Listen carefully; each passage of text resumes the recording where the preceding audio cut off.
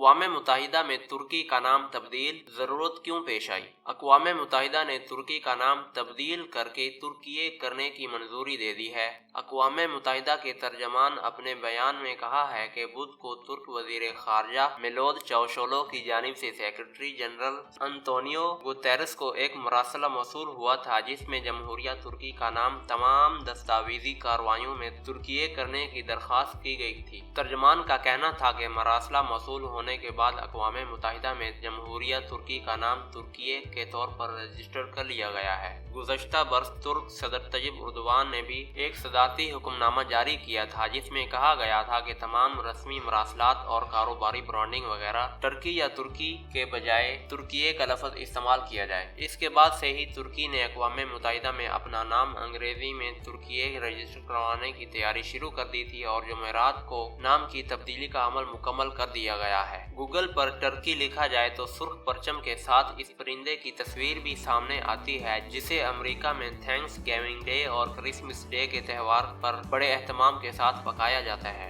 एक बड़े परिंदे का नाम होने के अलावा कैम्ब्रिज डिक्शनरी में इस लफ्ज़ का एक और मानी अहमक या बेवकूफ़ शख्स भी दर्ज है। तुर्की के नशरियाती इदारे TRT न्यूज़ के मुताबिक आम तौर पर तुर्क कौम के लोग अपने मुल्क के लिए तुर्की के लफ्ज़ को इसलिए पसंद नहीं करते क्योंकि इनके मुताबिक इस लफ्ज़ से बाद मुज़ाहिका खेज़ और तहकीर आमेज़ तस्वुरात भी जुड़े हैं। वैसे भी मकामी ज़ुबान में ये लफ्ज़ तुर्किये है।